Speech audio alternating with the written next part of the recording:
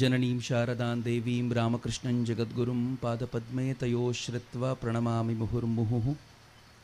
ರತ್ನಾಕರಾಧೌತಪದಾಂ ಹಿಮಾಲಯ ಕಿರೀಟಿನೀಂ ಬ್ರಹ್ಮರಾಜರ್ಷಿ ರತ್ನಾಢ್ಯಾಂ ವಂದೇ ಭಾರತ ಮಾತರಂ. ವೇದಿಕೆ ಮೇಲೆ ಆಸೀನರಾಗಿರುವ ರಾಮ ಲಕ್ಷ್ಮಣ ಸೀತಾ ಸ್ವರೂಪಿಯಾಗಿರುವಂಥ ಆ ಪುಟ್ಟ ಮಕ್ಕಳಿಗೆ ಶ್ರದ್ಧೆಯ ನಮನಗಳನ್ನು ಸಮರ್ಪಿಸ್ತೇನೆ.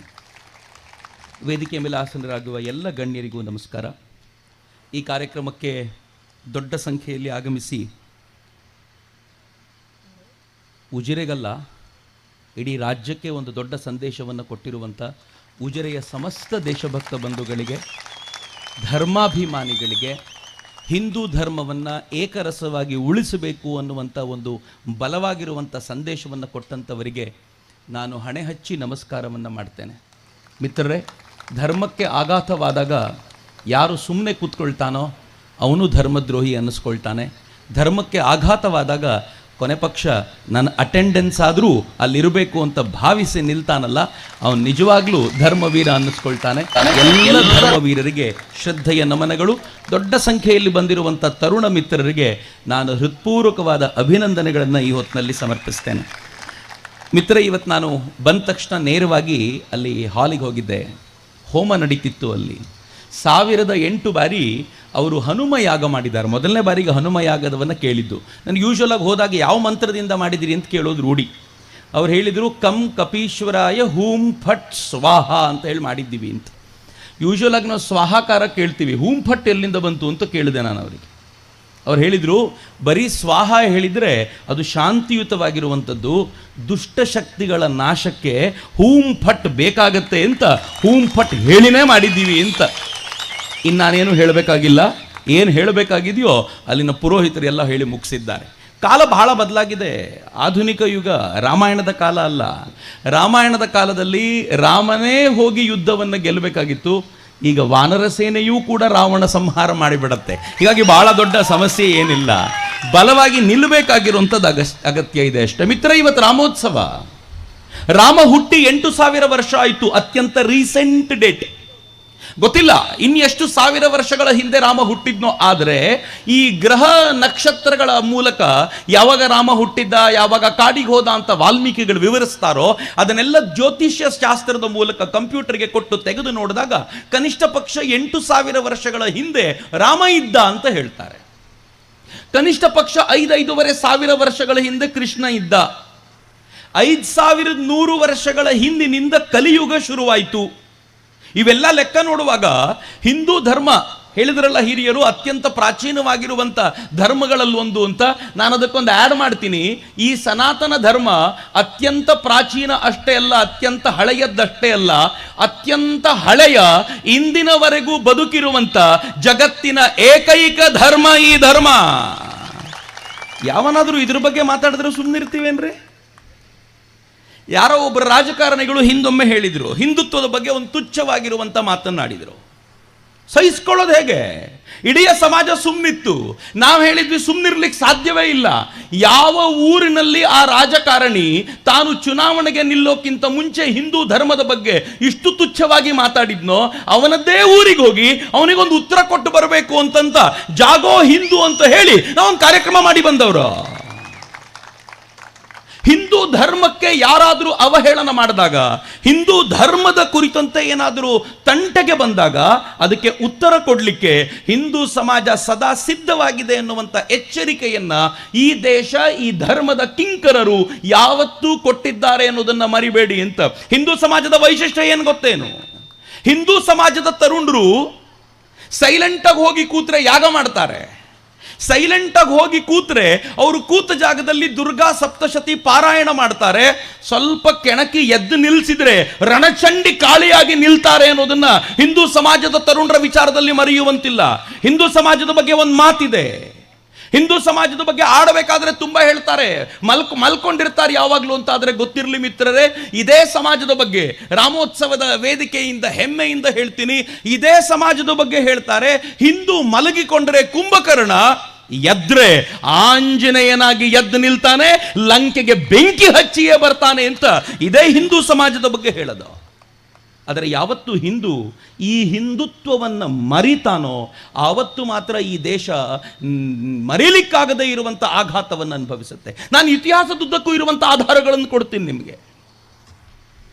ಸಿಂಧ್ ಪ್ರಾಂತ್ಯಕ್ಕೆ ಆಕ್ರಮಣ ಮಾಡಬೇಕು ಅಂತ ಅರಬ್ಬರು 6 ಬಾರಿ ಪ್ರಯತ್ನ ಪಟ್ಟರು. 6 ಬಾರಿ ಪ್ರಯತ್ನ ಪಟ್ಟಾಗ ಅರಬ್ಬರು 6 ಬಾರಿ ಸೋತರು. ಆ 6 ಬಾರಿ ಸೋತ ನಂತರ 7ನೇ ಬಾರಿ ಮೊಹಮ್ಮದ್ ಬಿನ್ ಕಾಸಿಂ ಅನ್ನುವಂತ ಮೀಸೆ ಚಿಗುರದ ತರುಣ ಅಲ್ ಹಜ್ಜಾಜಿಗೆ ಹೇಳ್ದ, ನಾನು ಹೋಗಿ ಬರ್ತೀನಿ, ನಾನೊಂದ್ಸಲ ಸಿಂಧ್ ಪ್ರಾಂತ್ಯವನ್ನು ಸೋಲಿಸಿ ಬರ್ತೀನಿ ಅಂತ. ಅಲ್ ಹಜ್ಜಾಜ್ ಹೇಳ್ದ, ಹಿಂದೂಗಳನ್ನ ಎದುರಿಸೋದು ಸುಲಭ ಇಲ್ಲ, ಅವ್ರ ಹತ್ರ ಹೋಗಿ ಅವ್ರು ನಮಗೆ ಕ್ಷಮೆ ಕೊಟ್ಟಿದ್ರಿಂದ ವಾಪಸ್ ಬಂದಿದ್ದೀವಿ, ಇಲ್ಲದೆ ಹೋದ್ರೆ ಸುಲಭ ಇಲ್ಲ ಅವರನ್ನು ಎದುರಿಸೋದು. ಮೊಹಮ್ಮದ್ ಬಿನ್ ಕಾಸಿಂ ಹೇಳ್ದ, ಒಂದು ಸಲ ನಾನು ನೋಡೇ ಬಿಡ್ತೀನಿ, ನನಗೆ ಗೊತ್ತಿರುವ ಎಲ್ಲ ವಿದ್ಯೆಯ ಪ್ರಯೋಗ ಮಾಡ್ತೀನಿ ಅಂತ ಮೊಹಮ್ಮದ್ ಬಿನ್ ಕಾಸಿಂ ಆಕ್ರಮಣಕ್ಕೆ ಅಂತ ಬಂದ. ಹಿಂದೂಗಳ ಘನಘೋರ ಸಾಮರ್ಥ್ಯವನ್ನ ಕಂಡ. ಆದರೆ ಅವನಿಗೆ ಗೊತ್ತಿತ್ತು ಇವರನ್ನು ಒಡೆಯೋದು ಬಹಳ ಸುಲಭ ಅಂತ. ಏನ್ ಮಾಡಿದ ಗೊತ್ತಾ? ಅಲ್ಲಿರುವಂತ ಜನರಿಗೆ ಹೇಳಿದ, ನೀವು ಬೌದ್ಧರು, ನಿಮ್ಮ ರಾಜ ದಾಹಿರ ಹಿಂದೂ ರಾಜನ ಕೆಳಗೆ ಬೌದ್ಧರು ನೀವು ಹೇಗೆ ಬದುಕ್ತೀರಾ?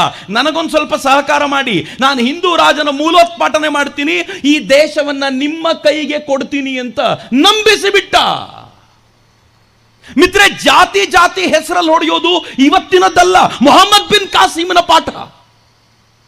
ಬೌದ್ಧರು ನಂಬಿಬಿಟ್ರು ಅವನನ್ನ. ಊರಿನ ಜನ ಮೋಸ ಹೋದ್ರು. ಅವನು ಮುಲ್ತಾನಿನ ಮೇಲೆ, ಮೂಲಸ್ಥಾನದ ಮೇಲೆ ದಾಳಿ ಮಾಡಿದ. ಬಹಳ ಜನರಿಗೆ ಮೂಲಸ್ಥಾನದ ಹೆಸರು ಗೊತ್ತಿರಲಿಕ್ಕಿಲ್ಲ. ಮೂಲಸ್ಥಾನ ಯಾವ ಊರು ಗೊತ್ತಾ? ಆ ಮೂಲಸ್ಥಾನದಲ್ಲಿ ಈ ದೇಶದ ಅತ್ಯಂತ ಪ್ರಾಚೀನವಾಗಿರುವಂತ ಅತ್ಯಂತ ಶ್ರೇಷ್ಠವಾದ ಸೂರ್ಯ ಮಂದಿರವಿತ್ತು. ಹೇಗೆ ಅಯೋಧ್ಯೆಯ ರಾಮನೋ, ಹೇಗೆ ಮಥುರೆಯ ಕೃಷ್ಣನೋ, ಹೇಗೆ ಕಾಶಿಯ ವಿಶ್ವನಾಥನೋ, ಹಾಗೆ ಮೂಲಸ್ಥಾನದ ಸೂರ್ಯ ದೇವಸ್ಥಾನ ಆಕ್ರಮಣ ಮಾಡಿದ. ಮೂಲ ಸ್ಥಾನದಲ್ಲಿ ಸೇರಿದ್ದ ಭಕ್ತಾದಿಗಳೇ ಅವನನ್ನು ಅಡ್ಡಗಟ್ಟಿ ನಿಂತರು. ಆದರೆ ಒಂದಷ್ಟು ಜನ ಮೋಸ ಮಾಡಿದ್ರು. ನಾವು ಬೌದ್ಧರು, ಆಳುವವನು ಹಿಂದೂ, ಹೇಗಾದ್ರೂ ಮಾಡಿ ಅವನನ್ನು ಸೋಲಿಸಿದರೆ ದೇಶ ನಮ್ಮ ಕೈಯಲ್ಲಿ ಬರುತ್ತೆ, ಈ ಊರು ನಮ್ಮ ಕೈಯಲ್ಲಿ ಬರುತ್ತೆ ಅನ್ನೋ ಭಾವನೆಯಿಂದ ಅವನ ಜೊತೆಗೆ ನಿಂತರು. ಅವನ ಜೊತೆಗೆ ನಿಂತಿದ್ದರ ಪರಿಣಾಮವಾಗಿ ಅವನ ಆಕ್ರಮಣ ಮಾಡಿ 3 ತಿಂಗಳ ನಂತರ ಮೂಲ ಸ್ಥಾನವನ್ನು ಧ್ವಂಸಗೊಳಿಸಿದ. 6-7 ಸಾವಿರ ಜನರನ್ನ ಆಹುತಿ ಕೊಟ್ಟುಬಿಟ್ಟ. ಆಮೇಲೆ ಏನಾಯ್ತು? ಮೂಲಸ್ಥಾನದ ಹೆಸರು ಮುಲ್ತಾನ್ ಅಂತ ಬದಲಾಯಿತು. ಇವತ್ತು ಪಾಕಿಸ್ತಾನದಲ್ಲಿದೆಯಾ ಮುಲ್ತಾನ್? ಆ ಮುಲ್ತಾನ್ ನಮ್ಮ ಸೂರ್ಯ ದೇವಸ್ಥಾನ. ಎಷ್ಟರ ಮಟ್ಟಿಗೆ ಈ ಅಯೋಧ್ಯೆಯ ರಾಮ ಮಂದಿರಕ್ಕೆ ಗೌರವವಿತ್ತೋ ಅದಕ್ಕಿಂತ ಒಂದು ತೂಕ ಜಾಸ್ತಿ ಮೂಲಸ್ಥಾನದಲ್ಲಿರುವಂತ ಸೂರ್ಯ ಮಂದಿರಕ್ಕಿತ್ತು. ಆದರೆ ಇವತ್ತೊಂದು ಸೂರ್ಯ ಮಂದಿರ ಇತ್ತು ಅಂತ ನೆನಪೂ ಇಲ್ಲ ರೀ, ಹೋಯ್ತು. ಒಂದು ಸಣ್ಣ ಜನಾಂಗ ಅವನಿಗೆ ಸಪೋರ್ಟ್ ಮಾಡಿದ್ದರ ಪರಿಣಾಮವಾಗಿ ಅಷ್ಟು ಮೂಲಸ್ಥಾನ ಕಳ್ಕೊಂಡು ಪಾಕಿಸ್ತಾನ ಆಗಿ ಮೂಲಸ್ಥಾನ ಹೋಯ್ತು, ಮುಲ್ತಾನ್ ಆಯ್ತು. ಘಜನಿ ಗೋರಿಯರು ದಾಳಿ ಮಾಡಿದ್ರು, 1-2 ಬಾರಿ ಅಲ್ಲ, ನಿರಂತರವಾಗಿ ದಂಡಯಾತ್ರೆ ಮಾಡಿ ಪದೇ ಪದೇ ಬಂದು ಈ ದೇಶದ ದೇವಸ್ಥಾನಗಳನ್ನು ಕೊಳ್ಳೆ ಹೊಡೆದ್ರು. ಅವ್ರ ಗುರಿ ಇದ್ದಿದ್ದೇ ದೇವಸ್ಥಾನಗಳಲ್ಲಿ ಸಂಪತ್ತಿದೆ, ಈ ಸಂಪತ್ತನ್ನು ಲೂಟಿ ಮಾಡಬೇಕು ಅಂತ ಘಜನಿ ಗೋರಿಯರು. ನಾನು ನೆನಪಿಸ್ಕೊಡ್ತಿರೋದು ಯಾಕೆ ಅಂದ್ರೆ ಇವತ್ತಿಗೂ ಘಜನಿ ಗೋರಿಯರಿದ್ದಾರೆ ಅಂತ. ನಾನು ನೆನಪಿಸ್ಕೊಡ್ತಿರೋದು ಯಾಕೆ ಅಂತಂದ್ರೆ ಇವತ್ತಿಗೂ ಮೊಹಮ್ಮದ್ ಬಿನ್ ಕಾಸಿಮರಿ ಇದ್ದಾರೆ ಅಂತ. ಜಾತಿ ಹೆಸರಲ್ಲಿ ಡಿವೈಡ್ ಮಾಡೋರು ಇವತ್ತಿಗೂ ಇದ್ದಾರೆ. ನೀನು ಬೌದ್ಧ, ನೀನು ಜೈನ, ನೀನು ಗೌಡ, ನೀನು ಲಿಂಗಾಯತ, ನೀನು ವೀರಶೈವ, ನೀನು ಮುಸಲ್ಮಾನ, ನೀನು ಬ್ಯಾರಿ, ನೀನು ಕ್ರಿಶ್ಚಿಯನ್ ಅಂತ ಡಿವೈಡ್ ಮಾಡ್ತಾ ತಮ್ಮ ಬೇಳೆ ಬೇಯಿಸಿಕೊಳ್ಳುವ ಮೊಹಮ್ಮದ್ ಬಿನ್ ಕಾಸಿಮಿಗಳು ಇವತ್ತು ಇದ್ದಾರೆ. ಈ ದೇವಸ್ಥಾನ ಇದನ್ನ ಲೂಟಿ ಮಾಡಿದ್ರೆ, ಇದನ್ನ ವಶಪಡಿಸಿಕೊಂಡ್ರೆ ನನಗೆ ಅಪಾರವಾದ ಆಸ್ತಿ ಆಗುತ್ತೆ ಅಂತ ಹೇಳುವಂತ ಜನ ಇವತ್ತಿಗೂ ಇದ್ದಾರೆ ನಮ್ಮ ನಡುವೆ. ಮಿತ್ರರೇ, ಆ ಘಜನಿ ಗೋರಿಯರಿಗೆ ಕೊರತೆ ಇಲ್ಲ. ಘಜನಿ ಗೋರಿ ದಾಳಿಗೆ ಈ ದೇಶ ಬಲಿಯಾಯ್ತು. ಪರಿಣಾಮ ಏನಾಯ್ತು? ಅವತ್ತು ಸುಮ್ಮನೆ ಕೂತು ನೋಡ್ತಾ ಇದ್ದವರೆಲ್ಲ ನೋಡ್ತಾ ಉಳಿದ್ರಲ್ಲ. ನಮ್ಮ ಮನೇಲಿ ನಾವಿದ್ದೀವಿ, ರಾಜ ಇವನನ್ನು ನೋಡ್ಕೊಳ್ತಾನೆ ಅಂತ ಸುಮ್ಮನಿದ್ದವ್ರ ಪರಿಸ್ಥಿತಿ ಏನಾಯ್ತು ಗೊತ್ತಾ ಮಿತ್ರರೇ? ಯಾವ ಗಾಂಧಾರ ದೇಶ ಗಾಂಧಾರಿಯ ನಾಡಾಗಿತ್ತೋ ಆ ಗಾಂಧಾರ ದೇಶ ಅಫ್ಘಾನಿಸ್ತಾನ ಆಯ್ತು. ಯಾವ ಲಾಹೋರ್, ಲವಪುರ ಅನ್ನುವಂತ ಹೆಸರು ಲವನಾಳಿದ ಆ ಭಾಗ ಲಾಹೋರ್ ಆಯ್ತು. ಲಾಹೋರ್ ಪಾಕಿಸ್ತಾನಕ್ಕೆ ಹೋಯ್ತು. ಪಂಜಾಬಿನ ಭಾಗವಾಗಿತ್ತದು. ಬಂಗಾಳದ ಭಾಗ, ಅಲ್ಲಿ ಒಂದು ಜನರ ಸಂಖ್ಯೆ ಜಾಸ್ತಿ ಆಯಿತು. ಪರಿಣಾಮ ಬಾಂಗ್ಲಾದೇಶ ನಿರ್ಮಾಣಗೊಳ್ತು. ಮಿತ್ರ, ಇವತ್ತಿಗೂ ಕೂಡ ಪಶ್ಚಿಮ ಬಂಗಾಳದಲ್ಲಿ ದಿನನಿತ್ಯ ನಡೆಯುವಂತ ಮಾರಣ ಹೋಮ ನೋಡಿದರೆ ಅವತ್ತು ಸುಮ್ಮನೆ ಇದ್ದಿದ್ದರ ಪ್ರತಿಫಲ ಏನಾಯ್ತು ಅಂತ ಅರ್ಥ ಆಗ್ತಿದೆಯಲ್ಲ ಮಿತ್ರರೇ. ಬರೀ ಇಷ್ಟಕ್ಕೆ ಮುಗಿಲಿಲ್ಲ, ಮೊಘಲರು ಆಕ್ರಮಣ ಮಾಡಿದರು. ಮೊಘಲರು ಆಕ್ರಮಣ ಮಾಡಿದಾಗ ಯಾರು ಸಪೋರ್ಟ್ ಮಾಡಿದ್ದವರಿಗೆ? ನಾವುಗಳೇ ಸಪೋರ್ಟ್ ಮಾಡಿದ್ವಿ. ಇವ್ರು ನಮಗೇನೋ ಒಳ್ಳೇದು ಮಾಡಬಹುದು ಅನ್ನುವಂಥ ಭಾವನೆ ಕೆಲವರಿಗೆ ಇದ್ದಿರಬಹುದು. ರಾಜನ ಮೇಲೆ ಕೆಲವರಿಗೆ ಕೋಪ ಇದ್ದಿರಬಹುದು. ರಾಜ ನಾನು ಹೋದಾಗ ಗೌರವಿಸಲಿಲ್ಲ, ರಾಜ ನಮ್ಮ ದೇವಸ್ಥಾನಕ್ಕೆ ಬರಲಿಲ್ಲ, ರಾಜ ನಮ್ಮ ಜನರಿಗೆ ಗೌರವ ಕೊಡಲಿಲ್ಲ, ರಾಜ ನಮ್ಮ ಹತ್ರ ಮಾತನಾಡಲಿಲ್ಲ. ಹೀಗಾಗಿ ಆಕ್ರಮಣ ಮಾಡಿದ ಆತತಾಯಿಗಳಿಗೆ, ರಾಕ್ಷಸರಿಗೆ ಸಪೋರ್ಟ್ ಮಾಡಬೇಕು ಅಂತ ಸಪೋರ್ಟ್ ಮಾಡಿದವ್ರ ಪರಿಸ್ಥಿತಿ ಏನಾಯ್ತು ಗೊತ್ತಾ? ಅವರ ಹೆಂಡತಿ ಮಕ್ಕಳು, ಹೆಣ್ಣು ಮಕ್ಕಳು ಮೊಘಲರ ಜನಾನ ಸೇರ್ಬಿಟ್ರು, ಗುಲಾಮರಾದರು. ಮೊಘಲರು ಯಾವ ಪರಿ ಈ ದೇಶದಲ್ಲಿ ರೂಲ್ ಮಾಡಿದ್ರು ಅಂತಂದ್ರೆ ಮಿತ್ರ, ಈ ದೇಶದಲ್ಲಿ 100 ವರ್ಷಗಳ ಕಾಲ ಹಿಂದುವಾಗಿರೋದಕ್ಕೆ ತೆರಿಗೆ ಕಟ್ಟಬೇಕಾದ ಅನಿವಾರ್ಯತೆ ಇತ್ತು, ಟ್ಯಾಕ್ಸ್ ಕಟ್ಟಬೇಕಾಗಿತ್ತು, ಜಜಿಯಾ ಅಂತ ಕರೀತಿದ್ರು ಅದನ್ನ. ಮೊಘಲರು ಆಳ್ವಿಕೆ ಮಾಡ್ತಾ ಈ ದೇಶದ ಹಿಂದೂಗಳ ಬೆನ್ನು ಮೂಳೆಯನ್ನು ಮುರಿದು ಹಾಕ್ಬಿಟ್ರು. ನಾವು ಸುಮ್ಮನೆ ಇದ್ವಿ.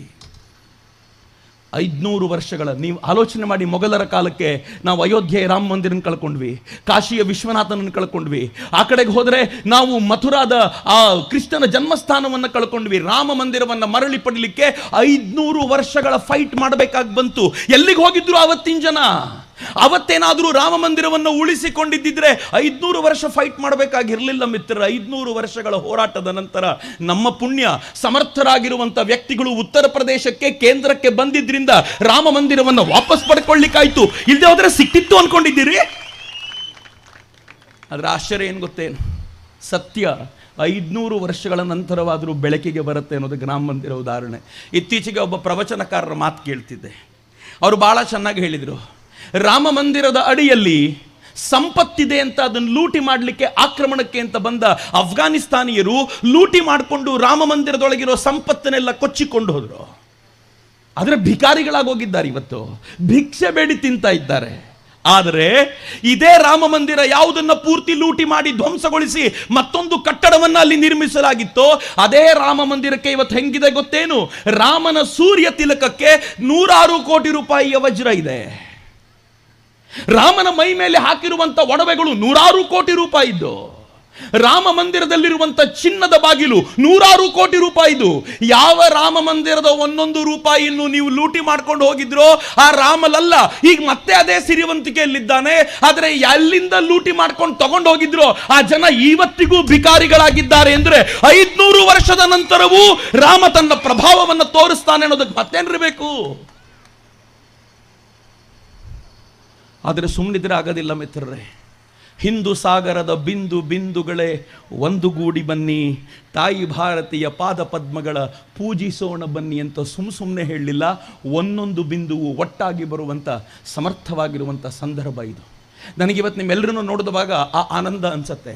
ಯಾಕೆ ಆನಂದ ಅನಿಸುತ್ತೆ ಅಂತಂದರೆ ಹಿಂದೂ ಸಮಾಜದ ರಿಯಾಕ್ಷನ್ ಯಾವತ್ತೂ ಹೀಗೆ ಇದೆ. ನಾನು ಇಷ್ಟು ಕಥೆಗಳನ್ನು, ಆಕ್ರಮಣದ ಕಥೆಗಳನ್ನು ಹೇಳಿದ್ನಲ್ಲ, ಆದರೆ ಎಲ್ಲವೂ ಆಕ್ರಮಣವನ್ನು ಪ್ರತಿರೋಧಿಸದೆ ನಿಂತಿಲ್ಲ ಅಂತ ತಿಳ್ಕೊಳ್ಬೇಡಿ. ನೆನ್ನೆಗೆ ಸರಿಯಾಗಿ ಹೆಚ್ಚು ಕಡಿಮೆ 690 ವರ್ಷಗಳ ಹಿಂದೆ, ನೆನ್ನೆಗೆ 690 ವರ್ಷಗಳ ಹಿಂದೆ ವಿಜಯನಗರ ಸಾಮ್ರಾಜ್ಯ ಸ್ಥಾಪನೆಯಾದಂಥ ದಿವಸ ನೆನಪಿದೆಯೇನು? ಸುತ್ತಲೂ ಮುಸಲರೇ ತುಂಬಿಕೊಂಡಿದ್ದಾಗ ಅಲ್ಲಿ ಹಕ್ಕಬುಕ್ಕರು ವಿದ್ಯಾರಣ್ಯರ ಪ್ರೇರಣೆಯನ್ನು ತೆಗೆದುಕೊಂಡು ಒಂದು ಅದ್ಭುತವಾಗಿರುವಂಥ ಹಿಂದೂ ಸಾಮ್ರಾಜ್ಯವನ್ನು ಕಟ್ಟಿದ್ರು. ಇವತ್ತು ಜಗತ್ತಿನ ಜನ ಇಸ್ರೇಲ್ನ ಬಗ್ಗೆ ಮಾತನಾಡ್ತಾರೆ. ಸುತ್ತೂ ಮುಸಲರೇ ಇದ್ದಾಗ ಒಂದು ಅದ್ಭುತವಾಗಿರುವಂಥ ಸಾಮ್ರಾಜ್ಯವನ್ನು ಇಸ್ರೇಲ್ ಹೇಗೆ ಕಟ್ಟಿದೆ ಅಂತ. ಆದರೆ ನೆನಪಿರಲಿ, ಇವತ್ತಿಗೆ ಸುಮಾರು 700 ವರ್ಷಗಳ ಹಿಂದೆ ಸುತ್ತಲೂ ಮುಸಲರೇ ತುಂಬಿಕೊಂಡಿದ್ದಾಗ, ಹಿಂದೂಗಳ ಜೀವ ಹಿಂಡಬೇಕು ಅಂತ ಕಾಯ್ತಾ ಇದ್ದಾಗ, ಅದರ ನಡುವೆ ಒಂದು ಕೇಸರಿ ಧ್ವಜ ಎದ್ದು ನಿಂತು ಕಣ್ಣು ಹಾಕಿದರೆ ಕಣ್ಣು ತೆಗೆದು ಬಿಡ್ತೀನಿ ಅಂತ ಹೇಳುವಂತ ವಿಜಯನಗರ ಸಾಮ್ರಾಜ್ಯ ಇತ್ತಲ್ಲ, ಇದೇ ಕರ್ನಾಟಕದ ಕೊಡುಗೆ ಮಿತ್ರ. ಹಕ್ಕಬುಕ್ಕರು ಬರೋಕ್ಕಿಂತ ಮುಂಚೆ ಯಾರಿದ್ರು? ಕಂಪ್ಲಿಯ ಗಂಡುಗಲಿ ಕುಮಾರರಾಮ ಇದ್ದ. ಯಾಕೆ ಕುಮಾರರಾಮನ್ ನೆನಪಿಸ್ಕೊಳ್ತೀನಿ ಗೊತ್ತಾ? ಮೊಹಮ್ಮದ್ ಬಿನ್ ತುಘಲಕ್ ತನ್ನ ಅಡಿಯಲ್ಲಿದ್ದ ಎಲ್ಲ ರಾಜರಿಗೆ ತನ್ನ ಚಪ್ಪಲಿಯನ್ನ ಹರಿವಾಣದಲ್ಲಿಟ್ಟು ಕಳಿಸಿಕೊಟ್ಟು ಈ ಚಪ್ಪಲಿಗೆ ಕಪ್ಪ ಒಪ್ಪಿಸಿ ಎಂತಿದ್ದ ದುರಹಂಕಾರ ಒಂದು. ನಮ್ಮ ಕಂಪ್ಲಿಗೆ ಬಂತು, ಕರ್ನಾಟಕದ ಬಳ್ಳಾರಿಯ ಕಂಪ್ಲಿಗೆ ಅವನ ಚಪ್ಪಲಿ ಬಂದಾಗ ಕುಮಾರರಾಮ ಬಂದ, ನಿನ್ನ ಚಪ್ಪಲಿ ಹರಿವಾಣದಲ್ಲಿಡ್ಲಿಕ್ಕಲ್ಲ ಕಣೋ ಯೋಗ್ಯತೆ, ಈ ಚಪ್ಪಲಿ ನನ್ನ ಕಾಲಿಗೆ ಹಾಕ್ಕೊಳ್ಳೋ ಯೋಗ್ಯತೆ ಅಂತ ಅದನ್ನ ನೆಲದ ಮೇಲಿಟ್ಟು ಕಾಲಿಗೆ ಹಾಕ್ಕೊಂಡು ಏನು ಹೇಳ್ದ ಗೊತ್ತಾ ತಗೊಂಡ್ಬಂದವನಿಗೆ? ನಿಮ್ಮ ರಾಜನ ಕಾಲು ಸ್ವಲ್ಪ ಚಿಕ್ಕದು ಅನ್ಸುತ್ತೆ, ನಂಗೆ ಸ್ವಲ್ಪ ಟೈಟ್ ಆಗ್ತಿದೆ, ನೆಕ್ಸ್ಟ್ ಟೈಮ್ ಸ್ವಲ್ಪ ದೊಡ್ಡದು ಕಳಿಸು ಅಂತ ಹೇಳು ಅಂತ ಮುಖಕ್ಕೆ ಎಸೆದು ಕಳಿಸ್ತಾನಲ್ಲ. ಇದು ಕನ್ನಡದ ಗಂಡುಗಲಿ ಕುಮಾರರಾಮ. ಈ ನೆಲದ ಪ್ರತಿಕ್ರಿಯೆ ಹಾಗಿತ್ತು ಮಿತ್ರ, ಈ ನೆಲದ ಪ್ರತಿಕ್ರಿಯೆ ಹೇಗಿತ್ತು ಅಂದರೆ ಕೃಷ್ಣದೇವರಾಯ ಈ ನೆಲದಿಂದ ಹುಟ್ಟಿದ ಮನುಷ್ಯ. ಬಹಳ ಹೆಮ್ಮೆ ಇದೆ ನಮಗೆ. ಈ ನೆಲದಿಂದ ಹುಟ್ಟಿದ ಕೃಷ್ಣದೇವರಾಯ ರಾಯಚೂರಿನ ಕೋಟೆಯನ್ನು ವಶಪಡಿಸಿಕೊಳ್ಳೋದು ಕಷ್ಟವಾಗಿದ್ದಾಗ ತನ್ನ ಸೇನೆಯಿಂದ ಮುತ್ತಿಗೆ ಹಾಕಿ ರಾಯಚೂರಿನ ಕೋಟೆಯನ್ನು ಧ್ವಂಸಗೊಳಿಸಿ ಅಲ್ಲಿರೋ ನವಾಬನಿಗೆ ಏನು ಹೇಳ್ದ ಗೊತ್ತಾ? ನಿನ್ನನ್ನು ಬಿಡಬೇಕು ಅಂತಂದ್ರೆ ಒಂದೇ ಕೆಲಸ ಮಾಡಬೇಕು, ನನ್ನ ಕಾಲಿಗೆ ಬಂದು ಮುತ್ತಿಡಬೇಕು ಅಂತ ರಾಯಚೂರಿನ ನವಾಬನಿಗೆ ಎಚ್ಚರಿಕೆ ಕೊಟ್ಟ ರಾಜ ನಮ್ಮ ಕನ್ನಡದ ರಾಜ ಕೃಷ್ಣದೇವರಾಯ. ಬಹಳ ದೂರ ಯಾಕ್ರಿ, ಇಲ್ಲೇ ಪಕ್ಕದಲ್ಲಿದ್ದಂಥ ರಾಣಿ ಅಬ್ಬಕ್ಕ ದೇವಿ ಪೋರ್ಚುಗೀಸರನ್ನ ಮಟ್ಟ ಹಾಕೋದು ಕಷ್ಟ ಅಂತ ಗೊತ್ತಿದ್ದಾಗ ಸಮುದ್ರ ತೀರದಲ್ಲಿ ನಿಂತ್ಕೊಂಡು ತನ್ನದ್ದೇ ಒಂದು ನೌಕಾ ಸೇನೆಯನ್ನು ಕಟ್ಟಿ ಇಡೀ ದೇಶದಲ್ಲೇ ಮೊದಲನೇ ಬಾರಿಗೆ ನೌಕಾ ಸೇನೆಯ ಆಲೋಚನೆ ಮಾಡ್ತಾ ಪೋರ್ಚುಗೀಸರನ್ನ ಅಡ್ಡಗಟ್ಟಿ ನಿಂತಂತ ರಾಣಿ ಅಬ್ಬಕ್ಕ ಇದೇ ನೆಲದವಳು. ಎದೆ ತಟ್ಕೊಂಡು ಹೇಳಬೇಕಲ್ಲ, ನಾವು ಯಾವತ್ತೂ ತಲೆ ತಗ್ಗಿಸಿ ನಿಂತ ಜನಾಂಗ ಅಲ್ಲ, ಯಾವತ್ತೂ ಹೆದರು ಪುಕ್ಕಲರಾಗಿದ್ದಂಥ ಜನಾಂಗ ಅಲ್ಲ. ಮಿತ್ರ, ಬಹಳ ದೂರದ ಕಥೆ ಹೇಳಲ್ಲ ನಾನು ನಿಮಗೆ, ನೀವೆಲ್ಲ ಮರೆತಿರ್ತೀರಿ ಅಂತ ಮರೆತಿರಬಹುದಾಗಿರುವಂಥ ಒಂದೊಂದು ಘಟನೆಗಳನ್ನು ನೆನಪಿಸ್ಕೊಡ್ತೀನಿ ಅಷ್ಟೇ. ಇವತ್ತು ಪಶ್ಚಿಮ ಬಂಗಾಳದ ಕಥೆ ಹೆಂಗಿದೆ ಗೊತ್ತಾ? ಹಿಂದೂಗಳ ಪರಿಸ್ಥಿತಿ ಎಂಥದ್ದು ಅಂತ ಯೋಚನೆ ಮಾಡಿದ್ದೀರಾ? ಯಾವಾಗ ಹಿಂದೂಗಳು ಮಾತು ನಿಲ್ಲಿಸಿದ್ರು, ಹಿಂದೂಗಳು ಶಾಸ್ತ್ರಗಳ ನಡುವೆ ವ್ಯತ್ಯಾಸವನ್ನು ಮರೆತರು, ಯಾವತ್ತೂ ಹಿಂದೂಗಳು ಕುಂಭಕರ್ಣನಾಗಿದ್ದುಕೊಂಡು ಆಂಜನೇಯನಾಗೋದನ್ನು ಮರೆತು ಬಿಟ್ರೋ, ಏನಾಯ್ತು ಗೊತ್ತಾ? ಕಾಶ್ಮೀರದಿಂದ ಹಿಂದೂಗಳ ಮೇಲೆ ಆಕ್ರಮಣ ಆಯಿತು ಅಂತ ಹಿಂದೂಗಳು ಬಾಯಿ ಬಡ್ಕೊಳ್ತಾ ಓಡಿ ಬಂದರು, ಇಡೀ ದೇಶಕ್ಕೆ ಹಬ್ಬಿ ಹೋದರು. ಪಾಕಿಸ್ತಾನದಲ್ಲಿ ಹಿಂದೂಗಳ ಮೇಲೆ ಆಕ್ರಮಣ ಆಯಿತು ಅಂತ ದೇಶ ಬಿಟ್ಟು ಓಡಿ ಬಂದರು. ಸ್ವಾತಂತ್ರ್ಯ ಬಂದಾಗ ಇಲ್ಲಿ 9% ಮುಸಲ್ಮಾನರಿದ್ರು, ಈಗ 18-20%. ಕರ್ನಾಟಕದಲ್ಲಿ ಜಾತಿ ಗಣತಿಯಾಗಿದೆ, ಮುಸಲ್ಮಾನರ ಸಂಖ್ಯೆ ಎಷ್ಟು? ಕರ್ನಾಟಕದಲ್ಲಿ ಅತ್ಯಂತ ಹೆಚ್ಚು ಜನಸಂಖ್ಯೆ ಮುಸಲ್ಮಾನರದ್ದು ಸರ್ಕಾರ ಹೇಳುತ್ತೆ, ಅಲ್ಪಸಂಖ್ಯಾತರಲ್ಲ ಅವರು. ಇವತ್ತು ವೀರಶೈವ ಲಿಂಗಾಯತ ಅನ್ನೋದನ್ನು ಒಡೆದ ನಂತರ ಈ ನಾಡಿನ ಬಹುಸಂಖ್ಯಾತರು ಮುಸಲ್ಮಾನರು. ಇದೇ ಪರಿಸ್ಥಿತಿ ಪಾಕಿಸ್ತಾನದಲ್ಲಾಯಿತು. ಅಲ್ಲಿಂದ ಇದ್ದಂಥ ಹಿಂದೂಗಳು ಓಡಿ ಬಂದರು. ಪಾಕಿಸ್ತಾನದಲ್ಲಿ 8-9% ಹಿಂದೂಗಳಿದ್ರು, ಇವತ್ತು 1% ಇದ್ದಾರೆ. ಭಾರತದಲ್ಲಿ 9% ಮುಸ್ಲಿಮರಿದ್ರು, ಇವತ್ತು 18% ಇದ್ದಾರೆ. ಪಶ್ಚಿಮ ಬಂಗಾಳದಲ್ಲಿ 8-9% ಮುಸ್ಲಿಮರಿದ್ರು, ಹಿಂದೂಗಳಿದ್ರು, ಇವತ್ತು 1% ಇದ್ದಾರೆ. ಕಾಶ್ಮೀರದ ಕಥೆ ಏನು ಮಿತ್ರರೆ? ಕಾಶ್ಮೀರ ಹಿಂದೂ ಬಹುಸಂಖ್ಯಾತವಾಗಿರುವಂಥ ಜಮ್ಮು ಕಾಶ್ಮೀರ ಹಿಂದೂ ಬಹುಸಂಖ್ಯಾತವಾಗಿತ್ತು. ಇವತ್ತು ಏನಾಗಿದೆ ಗೊತ್ತೇನು? ಕಾಶ್ಮೀರದ ಕೊಳ್ಳ. ನಾನು ನೋಡ್ಕೊಂಡು ಬಂದಿದ್ದೀನಿ ರೀ, ಪದೇ ಕಾಶ್ಮೀರಕ್ಕೆ ಹೋಗಿದ್ದೀನಿ, ಹೀಗಾಗಿ ನಂಗೆ ಚೆನ್ನಾಗಿ ಗೊತ್ತು. ಮುಸಲ್ಮಾನರು ತಲೆ ಎತ್ಕೊಂಡು ಅವರನ್ನು ಓಡಿಸ್ಲಿಕ್ಕೆ ಶುರು ಮಾಡಿದಾಗ ಅವರೆಲ್ಲರೂ ತಮ್ಮ ಮನೆ ಮಠಗಳನ್ನು ಬಿಟ್ಟು ಇಡೀ ದೇಶಕ್ಕೆ ಹಬ್ಬಿಕೊಂಡರು. ಇವತ್ತು ಬಂಗಾಳದಿಂದ ಓಡಿಸ್ತಿದ್ದಾರೆ, ಜನ ಊರುಗಳನ್ನು ಬಿಟ್ಟು ಓಡಿ ಬರ್ತಾ ಇದ್ದಾರೆ. ಎಲ್ಲಿವರೆಗೂ ಓಡ್ತೀರಾ? ಎಲ್ಲಿಗೆ ಹೋಗ್ತೀರಾ? ಜಾತಿಗಳ ನಡುವೆ ಹೀಗೆ ವಿಭಜಿಸ್ತಾ ಇದ್ರೆ, ಜಾತಿಗಳ ನಡುವೆ ನಮ್ಮನ್ನು ಒಡೆದಾಕ್ತಾ ಇದ್ರೆ, ಉಜಿರೆಯಿಂದ ಬೆಂಗಳೂರಿಗೆ ಬರಬಹುದು, ಬೆಂಗಳೂರಿಂದ ಓಡಿಸಿದರೆ ಎಲ್ಲಿಗಿರಿ ಹೋಗೋದು? ಇಡೀ ದೇಶದಿಂದ ಓಡಿಸಿದರೆ, ಭಾರತದಿಂದ ಓಡಿಸಿದರೆ ನನಗೆ ಮತ್ತೆ ನಿಮಗೆ ಮತ್ತೊಂದು ಹಿಂದೂ ರಾಷ್ಟ್ರ ಅಂತ ಇದೆ ಅನ್ಕೊಂಡಿದ್ದೀರೇನು? ಯಾವುದೂ ಇಲ್ಲ ಮಿತ್ರರೇ, ಹೇಳಬೇಕಾಗಿರೋದಷ್ಟೇ. ನೆನ್ಪಿಟ್ಕೊಳ್ಳಿ, ಹಿಂದೂ ಒಮ್ಮೆ ತಿರುಗಿ ಎದ್ದು ನಿಂತ ಅಂತಂದರೆ ಆ ಹೆಣ್ಮಕ್ಳು ಕೈಯಲ್ಲಿ ಗದೆ ಹಿಡಿದಿದ್ರಲ್ಲ, ಬರೀ ಗದೆ ಹಿಡಿದು ನೃತ್ಯ ಮಾಡೋದಷ್ಟೇ ಅಲ್ಲ, ನಿಮ್ಮ ಮನೆ ಹೆಣ್ಮಕ್ಳಿಗೆ ಗದೆ ತಿರುಗಿಸೋದನ್ನು ಒಂದ್ಸಲ ಹೇಳ್ಕೊಡಿ. ಎದುರಿಗೆ ಬಂದಿರೋನ ಜೊತೆ ಹೇಗೆ ಆ ಗದೆ ಹಿಡ್ಕೊಂಡು ಹೋರಾಟ ಮಾಡಬೇಕಾಗಿದೆ ಅನ್ನೋದನ್ನು ಕೂಡ ಆಂಜನೇಯನ್ನ ಮುಂದಿಟ್ಕೊಂಡು ಕಲಿಬೇಕಾದಂತ ಅಗತ್ಯ ಇದೆ ಇವತ್ತು. ಯಾರಿಗಾದ್ರೂ ಗೋಪಾಲ್ ಮುಖರ್ಜಿ ಹೆಸರು ಗೊತ್ತೇನು? ಬಂಗಾಳದಲ್ಲಿ, ಪಶ್ಚಿಮ ಬಂಗಾಳದಲ್ಲಿ ಸ್ವಾತಂತ್ರ್ಯ ಪೂರ್ವದಲ್ಲಿ 1946 ಆಗಸ್ಟ್ 16ಕ್ಕೆ ಮುಸ್ಲಿಂ ಲೀಗ್ ಅನೌನ್ಸ್ ಮಾಡ್ತು, ಆಗಸ್ಟ್ 16ನೇ ತಾರೀಕು ಡೈರೆಕ್ಟ್ ಆಕ್ಷನ್ ಅಂದ್ರೆ ಏನ್ ಗೊತ್ತಾ? ಪಶ್ಚಿಮ ಬಂಗಾಳದ ಮುಖ್ಯಮಂತ್ರಿ ಮುಸಲ್ಮಾನ ಸುಹ್ರವರ್ದಿ ಆಗಿದ್ದ. ಅವನು ಹೇಳಿದ, ಯಾವ್ಯಾವ ಮುಸಲ್ಮಾನರಿಗೆ ಪೆಟ್ರೋಲ್ ಬಂಕಿಂದ ಎಷ್ಟು ಪೆಟ್ರೋಲ್ ಬೇಕೋ ಡೀಸೆಲ್ ಬೇಕೋ ತೆಗೆದುಕೊಳ್ಳಿ, ನೀವು ಏನೇ ಮಾಡಿ, ನೀವು ಎಷ್ಟೇ ಹಿಂದೂಗಳ ಮನೆಯನ್ನು ಸುಟ್ಟಾಕಿ, ಎಷ್ಟೇ ಹಿಂದೂಗಳನ್ನು ಧ್ವಂಸಗೊಳಿಸಿ, ನಾನು ನಿಮ್ಮನ್ನು ಪ್ರಶ್ನೆ ಕೇಳೋದಿಲ್ಲ ಅಂದ ಸುಹ್ರವರ್ದಿ. ಆ ಪ್ರಶ್ನೆ ಕೇಳೋದಿಲ್ಲ ಅಂದ ನಂತರ ಆಗಸ್ಟ್ 16ನೇ ತಾರೀಕು ಮುಸಲ್ಮಾನರು ಡೈರೆಕ್ಟ್ ಆಕ್ಷನ್ ಶುರು ಮಾಡಿದ್ರು ಮಿತ್ರರೇ. ಹಿಂದೂಗಳ ಮಾರಣ ಹೋಮ ಶುರುವಾಗ್ಬಿಡ್ತು. ಆಗಸ್ಟ್ 16, ಆಗಸ್ಟ್ 17 2 ದಿನಗಳ ಕಾಲ ಹಿಂದೂಗಳು ಬದುಕಲಿಕ್ಕೆ ಸಾಧ್ಯ ಇಲ್ಲ ಅಂತ ಮನೆ ಬಿಟ್ಟು ಓಡ್ಲಿಕ್ಕೆ ಶುರು ಮಾಡಿದ್ರು. ಹೆಣ್ಣು ಮಕ್ಕಳ ಆಹುತಿ ಆಯಿತು. ಅನೇಕರು ತಮ್ಮ ಮಾನವನ್ನು ಕಳ್ಕೊಂಡ್ರು, ಅನೇಕರು ಬೆಂಕಿಗೆ ಬಿದ್ದು ಆಹುತಿ ಆಗೋದ್ರು. ಎಲ್ಲ ಮುಗಿಯುವಾಗ ಒಬ್ಬ ಗೋಪಾಲ್ ಮುಖರ್ಜಿ ಎದ್ದು ನಿಂತ. ಅವನನ್ನು ಎಲ್ಲರೂ ಹಿಂದೆ ಮುಂದೆ ನೋಡ್ತಾ ಇದ್ರು. ಅವನು ಎದ್ದು ನಿಂತ್ಕೊಂಡು ಹೇಳ್ದ, ಇವರ ಆಟಾಟೋಪವನ್ನು ತಡಿಲಿಕ್ಕೆ ನಾನಿದ್ದೀನಿ, ನೋಡ್ತಾ ಇರಿ ಅಂತ ಹೇಳಿ ಎಲ್ಲ ಜನರಿಗೂ ತಾನು ಅವಕಾಶ ಮಾಡಿಕೊಟ್ಟ. ಯಾರ್ಯಾರಿಗೆ ತೊಂದರೆ ಆಗಿದೆಯೋ ಬನ್ನಿ, ನಾನು ನಿಮ್ಗೊಂದು ವ್ಯವಸ್ಥೆ ಮಾಡಿಕೊಡ್ತೀನಿ ಅಂತ ವ್ಯವಸ್ಥೆ ಮಾಡ್ದ.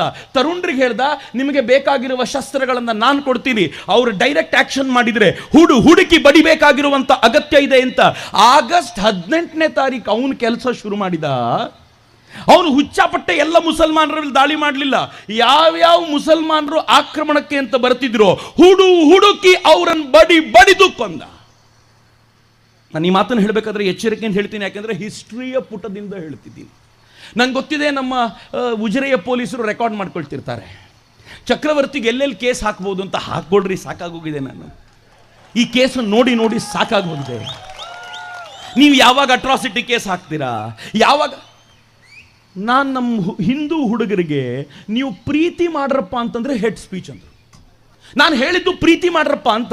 ನಾನು ಹೇಳಿದೆ ಪ್ರೀತಿ ಮಾಡು ಅಂದರೆ ಲವ್ ಸ್ಪೀಚ್ ಕಂಡ್ರಪ್ಪ, ಅದು ಹೇಟ್ ಸ್ಪೀಚ್ ಅಲ್ಲ ಅಂತ ಹೇಳಿ ಒಂದು ಕೇಸ್ ಹಾಕಿದ್ರು. ಸ್ವತಃ ಸ್ಪೀಕರ್ ಮಂಗಳೂರಿಗೆ ಬಂದು ಕೇಸ್ ಹಾಕ್ಸಿದ್ರು. ಆದರೆ ಇದು ಹಿಸ್ಟ್ರಿ ಪುಸ್ತಕದಲ್ಲಿರುವಂಥದ್ದು.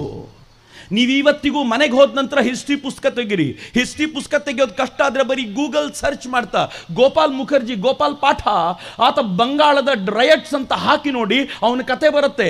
ಆಗಸ್ಟ್ 18ಕ್ಕೆ ಅವನು ಉಲ್ಟಾ ಹೊಡಿಲಿಕ್ಕೆ ಶುರು ಮಾಡ್ದ. ಆಗಸ್ಟ್ 20ನೇ ತಾರೀಕಿನ ವೇಳೆಗೆ ಗಡ ನಡಗಿದ ಮುಸಲ್ಮಾನರು ಅವನ ಹತ್ರ ಬಂದು ಸಂಧಾನಕ್ಕೆ ಅಂತ ನಿಂತ್ಕೊಂಡ್ರು. ದಯಮಾಡಿ ಭಿಕ್ಷೆ ಕೊಡು ನಮಗೆ, ನಾವಿಬ್ರು ಗಲಾಟೆ ನಿಲ್ಸೋಣ, ಇಬ್ರದು ಗಲಾಟೆ ಬೇಡ, ಇಲ್ಲಿಗೆ ನಿಲ್ಸೋಣ ಅಂತ ಸಂಧಾನಕ್ಕೆ ಬಂದಿದ್ದು ಯಾವಾಗ ಗೊತ್ತಾ? ಕೈಯಲ್ಲಿ ಶಸ್ತ್ರಗಳನ್ನು ಹಿಡಿತೀವಿ ಅಂತ ಗೊತ್ತಾದ ಮೇಲೆ. ಮಿತ್ರರೆ, ಗೋಪಾಲ್ ಮುಖರ್ಜಿಯ ಮಾಡಿದ ಕೆಲಸದಿಂದಾಗಿ ಇವತ್ತು ನಾನು ಬಹಳ ಹೆಮ್ಮೆಯಿಂದ ನೆನಪಿಸ್ಕೊಳ್ತೀನಿ. ಪಶ್ಚಿಮ ಬಂಗಾಳದಲ್ಲಿ ಇವತ್ತು ಈ ಕೃತ್ಯ ನಡೀತಾ ಇರಬೇಕಾದ್ರೆ ಒಬ್ಬ ಗೋಪಾಲ್ ಮುಖರ್ಜಿ ಕಲ್ಕತ್ತಾನ ಭಾರತದಲ್ಲಿ ಉಳಿಸ್ಲಿಕ್ಕೆ ಕಾರಣವಾದ. ಇಲ್ಲದೆ ಹೋದರೆ ಆವತ್ತಿನ ಡೈರೆಕ್ಟ್ ಆಕ್ಷನ್ ನಂತರ ಇವತ್ತು ಕಲ್ಕತ್ತಾ ಸೇರಿದಂತೆ ಎಲ್ಲವೂ ಬಾಂಗ್ಲಾಕ್ಕೆ ಸೇರಿ ಹೋಗುವಂಥ ಪರಿಸ್ಥಿತಿ ಇತ್ತು. ಒಬ್ಬ ವ್ಯಕ್ತಿ ಎದ್ದು ನಿಂತಿದ್ದರಿಂದಾಗಿ ಈ ಆತತಾಯಿ ರಾಕ್ಷಸರನ್ನೆಲ್ಲ ಮಟ್ಟ ಹಾಕ್ಲಿಕ್ಕೆ ಸಾಧ್ಯ ಆಯ್ತಲ್ಲ. ನಿಂತ್ಕೋಬೇಕಾಗಿದೆ ಮಿತ್ರರೇ. ಎಲ್ಲಿಗೆ ಹೋಯ್ತು ನಮ್ಮ ಕ್ಷಾತ್ರ ತೇಜ? ಏನಾಯ್ತು ನಮಗೆ? ನಂಗೆ ಬಹಳ ಆಶ್ಚರ್ಯ ಅನ್ಸುತ್ತೆ. ಉಳ್ಳಾಲದ ರಾಣಿ ಅಬ್ಬಕ್ಕನ ನಾಡು, ಶಿವಾಜಿ ಮಹಾರಾಜರನ್ನ ಹೆಮ್ಮೆಯಿಂದ ಹೇಳ್ಕೊಳ್ಳುವಂಥ ಬೀಡು, ಛಾವಾದ ಸಂಭಾಜಿ ಮಹಾರಾಜರನ್ನ ನೋಡಿ ರಕ್ತ ಕುದಿಯತ್ತೆ ಅಂತ ಹೇಳಿದ ನಾಡು, ಬೈಗುಳಗಳಿಗೆ ಹೆದರ್ಕೊಂಡು ಕೂರುತ್ತಾ? ನಮಗೆ ಬೈದು ಬಿಡ್ತಾರೆ, ನಮಗೆ ಹೊಡೆದು ಬಿಡ್ತಾರೆ, ನಮಗೆ ಅವಮಾನ ಮಾಡ್ತಾರೆ. ಯಾವ ಅವಮಾನ? ಮಿತ್ರರೇ, ನೆನ್ಪಿಟ್ಕೊಳ್ಳಿ, ಯಾರಾದರೂ ಒಬ್ಬ ಸಜ್ಜನನಿಗೆ, ಒಳ್ಳೆಯ ವ್ಯಕ್ತಿಗೆ ಅವನ ಕ್ಯಾರೆಕ್ಟರ್ ಅಸಾಸಿನೇಷನ್ ಮಾಡಿದರೆ, ಅವನನ್ನು ಕೆಟ್ಟ ಮಾತಲ್ಲಿ ಬೈದರೆ ಅದು ಸತ್ತಂತೆ ಅರ್ಥ. ನೀವು ಸಾಯಿಸಬೇಕು ಅಂತಿಲ್ಲ ರೀ. ಒಬ್ಬ ಒಳ್ಳೆ ವ್ಯಕ್ತಿಯನ್ನ ನೀವು ಕಾಮಾಂಧ ಅಂತ ಕರೆದ್ರೆ, ನೀವು ಅವನು ಕೆಟ್ಟವನು, ನೀವು ಅವನು ನಡತ ಕೆಟ್ಟವನು ಅಂತ ನೀವೇನಾದರೂ ಕರೆದ್ರಿ ಅಂತಂದ್ರೆ ಆ ವ್ಯಕ್ತಿ ಸತ್ತಂತೆ. ಸತ್ತ ನಂತರ ಆ ವ್ಯಕ್ತಿಗೆ ಇನ್ನು ಬದುಕಲಿಕ್ಕೆ ಏನು ಕಷ್ಟ? ಸಾಯೋಕೆ ಹೆದರ್ಕೊಂಡೆ ತಾನೇ ಎಲ್ಲರೂ ಬದುಕಿರೋದು. ಸತ್ತೇ ಹೋಗಿದ್ದೀವಿ ಅಂದಮೇಲೆ ಇನ್ನು ಬದುಕಲಿಕ್ಕೆ ಏನ್ರಿ ಕಷ್ಟ? ನಿಮ್ಮ ಕ್ಯಾರೆಕ್ಟರ್ ಅಸಾಸಿನೇಷನ್ ಮಾಡಿದ ತಾನೇ ನೀವು ಸತ್ರಿ ಅಂತ ಅರ್ಥ. ಇನ್ನು ಬದುಕರಲ್ಲ, ಇನ್ನಾದರೂ ಬದುಕರಲ್ಲ, ಸತ್ತ ಆಯ್ತು. ಜಗತ್ನಲ್ಲಿ ಪ್ರತಿಯೊಬ್ಬ ಹೆದರೋದು ಸಾವಿಗೆ. ಸತ್ತ ಮೇಲೆ ಬದುಕಲಿಕ್ಕೆ ಇನ್ನೇನು ಹೆದರಿಕೆ ಅಂತ ನಾವು ಕೇಳಬೇಕಾದಂಥ ಅಗತ್ಯ ಇದೆ. ಯಾವ ಬ್ಯಾರಿಗಳು, ಯಾವ ಕ್ರಿಶ್ಚಿಯನ್ರು ಈ ನಾಡಿನ ಹಿಂದೂಗಳ ವಿರುದ್ಧ ಈ ಥರ ಮಾತನಾಡ್ತಾರೋ ಅವರಿಗೆಲ್ಲ ಎಚ್ಚರಿಕೆ ಕೊಡಬೇಕಾಗಿರುವಂಥ ಸಂದರ್ಭ ಇದು ಅಂತ ಈ ಕಾರಣಕ್ಕೆ ನಾನು ನಿಮ್ಮ ಜೊತೆ ಹಂಚ್ಕೊಳ್ತಿದ್ದೀನಿ ಮಿತ್ರರೇ. ಕೈಲಾಗದವರೇ ಬೈಗುಳಕ್ಕೆ ಬರೋದು, ಕೈಲಾಗದವರೇ ಈ ಥರದ ಮಾತನಾಡ್ಲಿಕ್ಕೆ ನಿಲ್ಲೋದು. ನೆನ್ಪಿಟ್ಕೊಳ್ಳಿ, ಮಾತು ಬರುತ್ತೆ ಅನ್ನೋ ಕಾರಣಕ್ಕೆ ಹೆದರ್ಕೊಂಡು ನಿಂತ್ಕೋಬೇಡಿ. ಈ ಅಮೃತ ಮಂಥನ ಆಗಬೇಕಾದ್ರೆ ಅಮೃತ ಡೈರೆಕ್ಟಾಗಿ ಬರಲಿಲ್ಲ ರೀ, ವಿಷ ಬಂತು. ವಿಷ ಅಮೃತ ಕೊನೆಯಲ್ಲಿ ಬಂತಲ್ಲ, ಅದರ 4 ಹನಿ 4 ನದಿಗಳಲ್ಲಿ ಬಿತ್ತು. ಆ 4 ಹನಿ ಗಂಗೆಯಲ್ಲಿ ಬಿದ್ದಿದ್ದಕ್ಕೆ ನಾವು ಕುಂಭಕ್ಕೆ ಅಂತ ಸ್ನಾನಕ್ಕೆ ಹೋಗ್ತೀವಿ. ಆರ್ಡಿನರಿ ಜನ ಅಮೃತ ಬಿದ್ದ ಮೇಲೆ ಸ್ನಾನಕ್ಕೆ ಹೋಗ್ತಾರೆ. ಕೆಲವರು ಮಾತ್ರ ವಿಷ ನುಂಗ್ಲಿಕ್ಕೆ ನಾನಿದ್ದೀನಿ, ನಾನು ವಿಷ ನುಂಗಿದ ಮೇಲೆ ಅಮೃತ ಬರಲಿ, ಎಲ್ಲರೂ ಸ್ನಾನ ಮಾಡಲಿ ಅಂತ ಕೆಲವರು ಮಾತ್ರ ಬರ್ತಾರೆ. ಅಮೃತಕ್ಕೋಸ್ಕರ ಕಾಯ್ತಿರ್ತಿರೋ? ವಿಷ ನುಂಗಿ ಲಕ್ಷಾಂತರ ಹಿಂದೂಗಳನ್ನು ಉಳಿಸಬೇಕು ಅನ್ನುವಂಥ ಪ್ರಯತ್ನ ಮಾಡಲಿಕ್ಕೆ ಮುಂದೆ ಬರ್ತಿರೋ ಅಂತ ಇವತ್ತು ನಾವು ನಿಶ್ಚಯ ಮಾಡಬೇಕಾದಂಥ ಅಗತ್ಯ ಇದೆ. ಮಿತ್ರರೇ, ಇದು ನಿಶ್ಚಯದ ಕಾಲ, ಇದು ಸರಿಯಾದ ನಿರ್ಣಯ ತೆಗೆದುಕೊಳ್ಳುವಂಥ ಕಾಲ.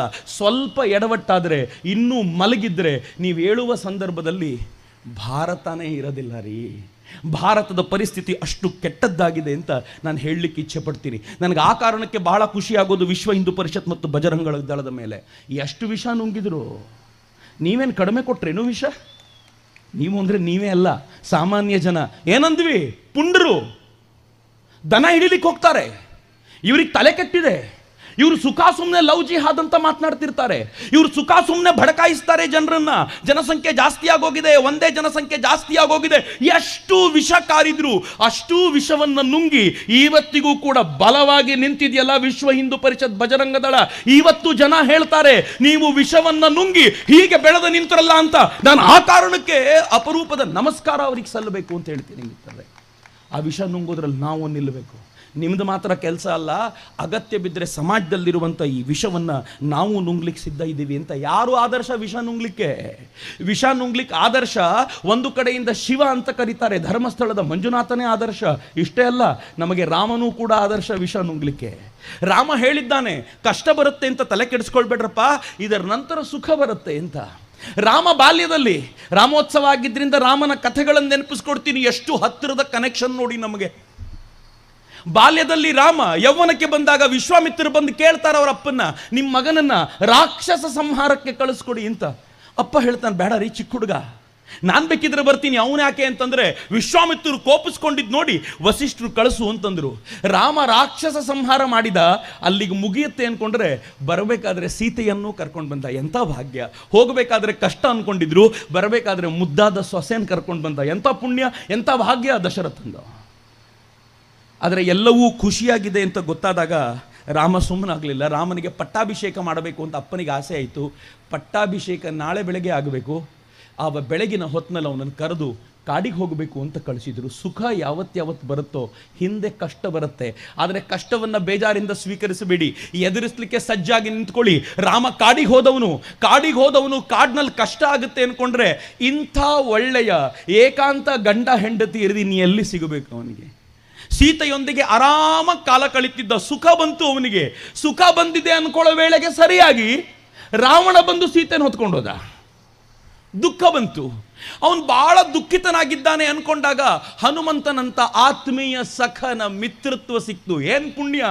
ಹನುಮಂತನಂತ ಶಿಷ್ಯ ಸಿಗೋದು ಸುಲಭಕ್ಕೆ ಸಿಗಲ್ಲ ರೀ. ಉತ್ತರ ಭಾರತದ ರಾಮ ಇರಬಹುದು, ಆದರೆ ರಾಮಾಯಣದ ಕಂಪ್ಲೀಟ್ ಆಗಬೇಕು ಅಂತಂದ್ರೆ ಕರ್ನಾಟಕದ ಹನುಮ ಸಿಗಲೇಬೇಕು. ಅದಾಗಲೇ ರಾಮಾಯಣ ಕಂಪ್ಲೀಟ್ ಆಗೋದು. ಯಾರು ಉತ್ತರ ಭಾರತದವ್ರು ಏನೇ ಹೇಳಿದ್ರು ನಮಗೆ ಈ ಕಾರಣಕ್ಕೋಸ್ಕರ ಬಜರಂಗಿಗಳ ಮೇಲೆ ಹೆಮ್ಮೆ ಇದೆ. ಕರ್ನಾಟಕದ ಬಜರಂಗಿಗಳು ಸೇರಿದ ನಂತರವೇ ಇಡೀ ರಾಮಾಯಣ ಕಂಪ್ಲೀಟ್ ಆಗೋದು. ಆದರೆ ಅಲ್ಲಿಗೆ ಮುಗಿಲಿಲ್ಲ. ರಾಮ ಅಲ್ಲಿಗೆ ಹೋದ, ರಾವಣನ ಸಂಹಾರ ಮಾಡಿದಾಗ ಆನಂದ ಅನ್ನಿಸ್ತು.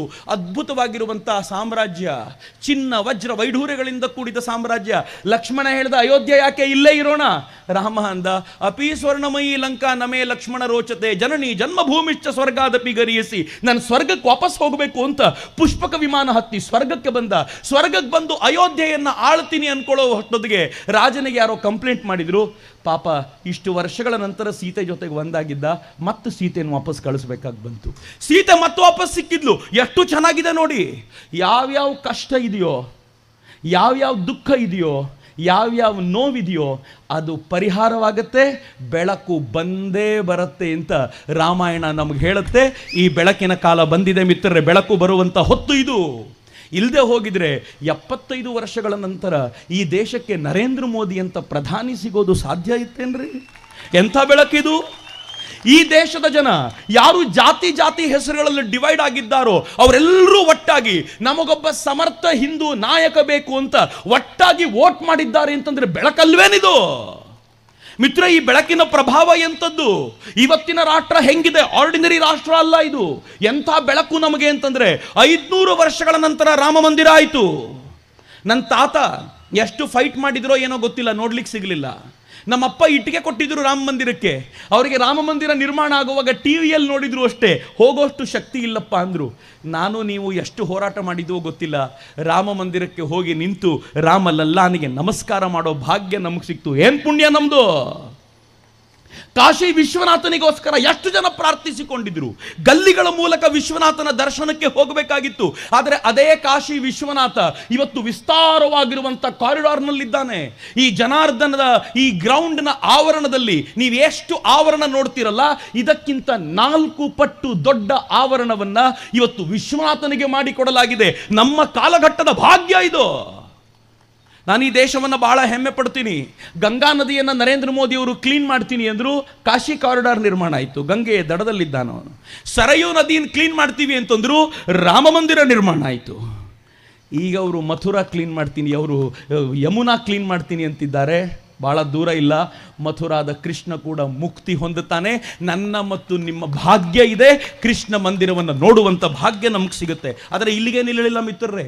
ಇವತ್ತಿನ ಭಾರತ ಏನು ಅದ್ಭುತ ಅಂತಂದರೆ, ಯಾವ ತಾಯಿ ಭಾರತೀಯ ಸಿಂಧೂರ ಅಂತ ಕಾಶ್ಮೀರವನ್ನು ಕರಿತಿದ್ವೋ, ಆರ್ಟಿಕಲ್ 370 ಹಾಕಿ ಅದಕ್ಕೆ ಅವಮಾನ ಮಾಡಿದ್ರು. ಆರ್ಟಿಕಲ್ 370 ಜೀವಮಾನದಲ್ಲಿ ತೆಗಿಲಿಕ್ಕಾಗೋದಿಲ್ಲ ಅಂತ ಹೇಳಿದ್ರು. ಪದೇ ಪದೇ ಬಾಬಾ ಸಾಹೇಬ್ ಅಂಬೇಡ್ಕರ್ ಕುರಿತಂತೆ ಮಾತನಾಡುವ ಕಾಂಗ್ರೆಸ್ ನಾಯಕರು ನಿಮ್ಗೆ ಯಾರಿಗಾದ್ರೂ ಸಿಕ್ಕಿದ್ರೆ ಕೇಳಿ, ಕಾಂಗ್ರೆಸ್ ನಾಯಕರಿಗೆ ಕೇಳಿ, ಆರ್ಟಿಕಲ್ 370ಗೆ ಬಾಬಾ ಸಾಹೇಬರ ಒಪ್ಪಿಗೆ ಇತ್ತ ಅಂತ.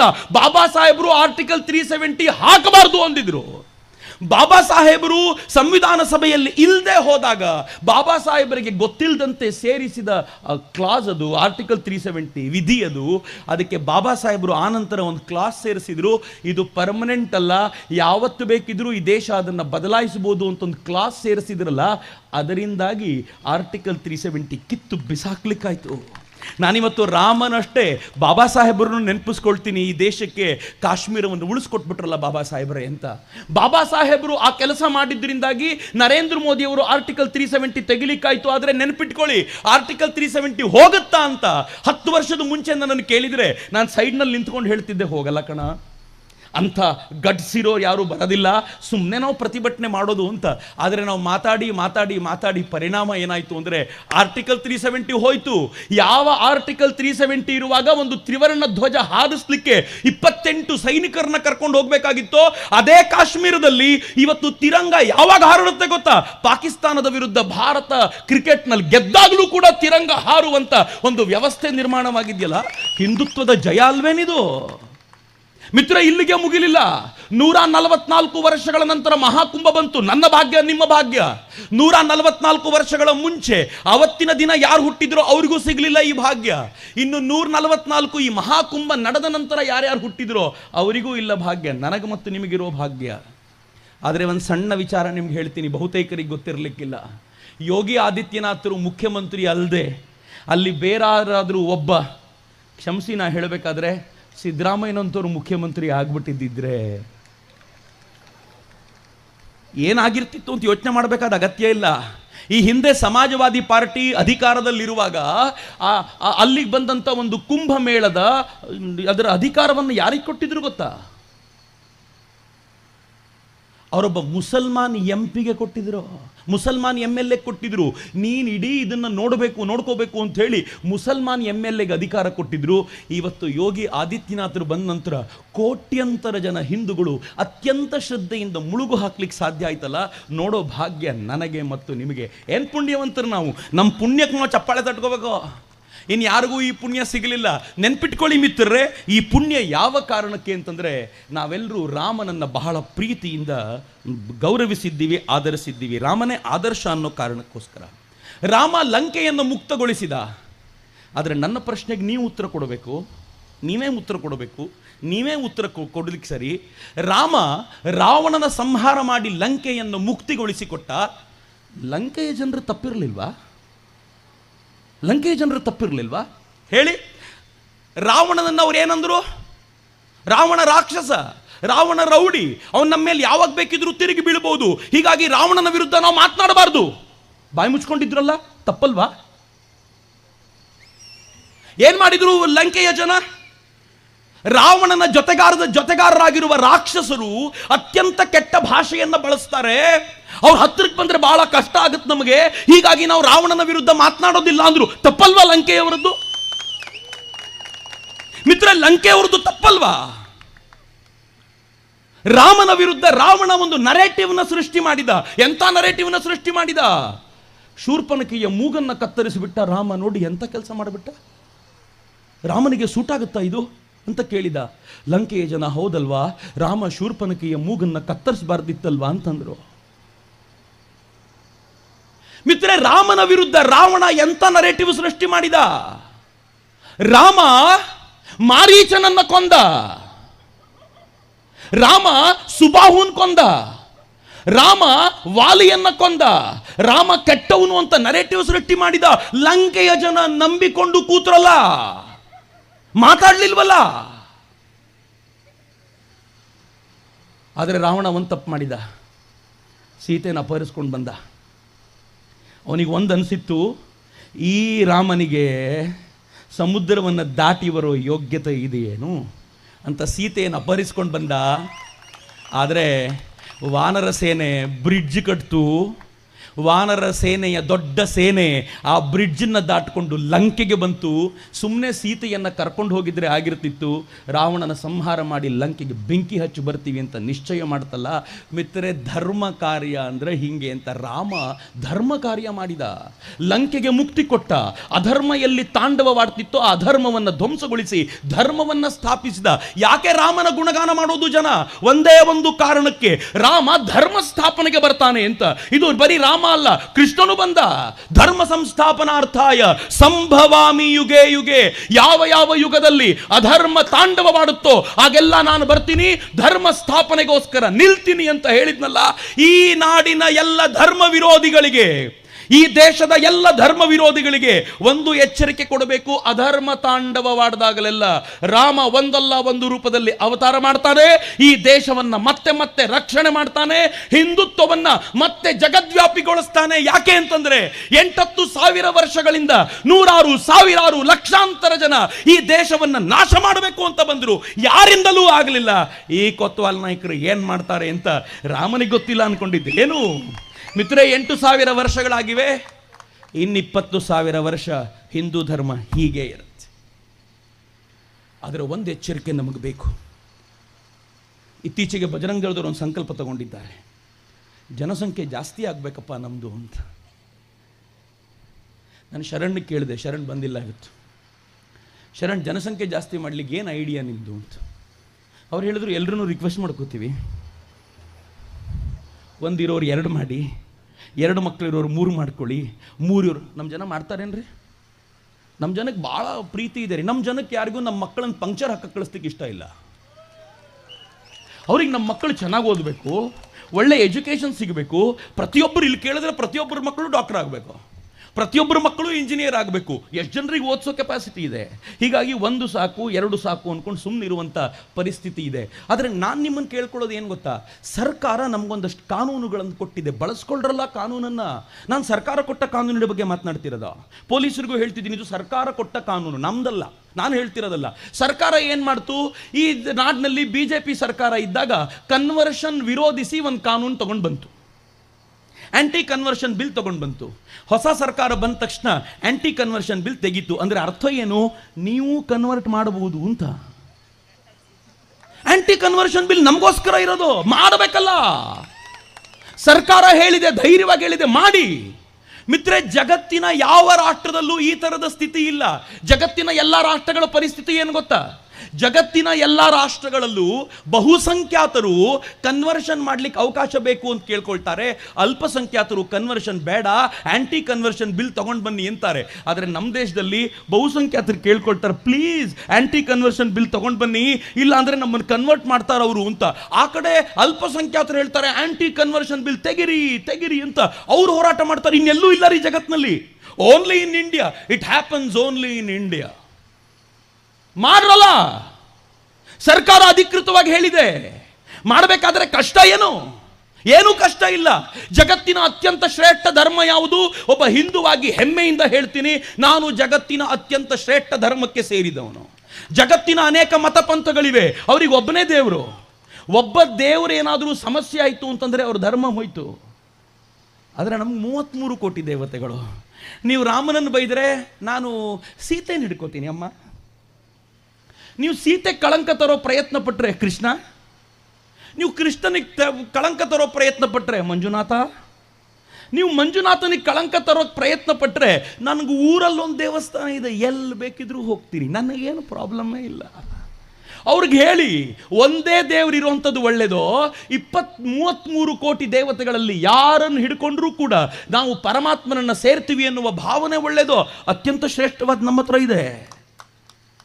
ಮಿತ್ರ ಅವರು ಬಂದು ಹೇಳ್ತಾರೆ, ನಮ್ದು ಒಂದೇ ಪುಸ್ತಕ, ನಿಮ್ಮ ಹತ್ರ ಬಹಳ ಪುಸ್ತಕ ಇದೆ, ಹೀಗಾಗಿ ಆ ಪುಸ್ತಕದ ಬಗ್ಗೆ ಮಾತನಾಡಿದ್ರೆ ತಲೆ ಕಡಿತೀನಿ ಅಂತಾರೆ. ನೀವು ಹೇಳಿ, ನಮ್ಮ ಹತ್ರ ಲೈಬ್ರರಿ ಇದೆಯಪ್ಪ, ಯಾವುದೋ ಒಂದು ಪುಸ್ತಕ ಸುಡೋದ್ರಿಂದ ಹಿಂದೂ ಧರ್ಮ ಸಾಯೋದಿಲ್ಲ, ಒಂದಿಡೀ ಲೈಬ್ರರಿಯ ಪುಸ್ತಕ ಇದೆ. ನೀನು ಲೈಬ್ರರಿ ಸುಟ್ಟ ನಂತರವೂ ಕೂಡ ನಮ್ಮ ದೇಶದ ಪಂಡಿತರು ಹೆಂಗಿದ್ದಾರೆ ಅಂತಂದ್ರೆ, ಅವರು ಹೃದಯದಲ್ಲಿ ಬೈಹರ್ಟ್ ಮಾಡ್ಕೊಂಡು ಪುಸ್ತಕಗಳನ್ನ ಇಟ್ಕೊಂಡಿದ್ದಾರೆ. ಅವರು ಮತ್ತೆ ಪುಸ್ತಕ ರೆಡಿ ಮಾಡಿಕೊಡ್ತಾರೆ. ಎಷ್ಟು ಚೆನ್ನಾಗಿದೆ ನನ್ನ ಧರ್ಮ. ಹೇಳಿ ಅವರಿಗೆ, ನಿಮ್ಮ ಮತ ಪಂಥಗಳಲ್ಲಿ ಹೆಣ್ಮಕ್ಕಳಿಗೆ ಗೌರವ ಇಲ್ಲ, ಇಲ್ಲಿ ಹೆಣ್ಮಕ್ಳು ಹೆಂಗೆ ಕೂತಿದ್ದೀರಿ? ಯಾರಿಗೂ ಮುಖ ಮುಚ್ಕೊಳ್ಳಿ ನಾನು ಹೇಳಲಿಲ್ಲ, ಯಾರೂ ಗಂಡ್ಮಕ್ಕಳ ಪಕ್ಕದಲ್ಲಿ ಕೂತ್ಕೋಬೇಡಿ ಅಂತ ಹೇಳಲಿಲ್ಲ.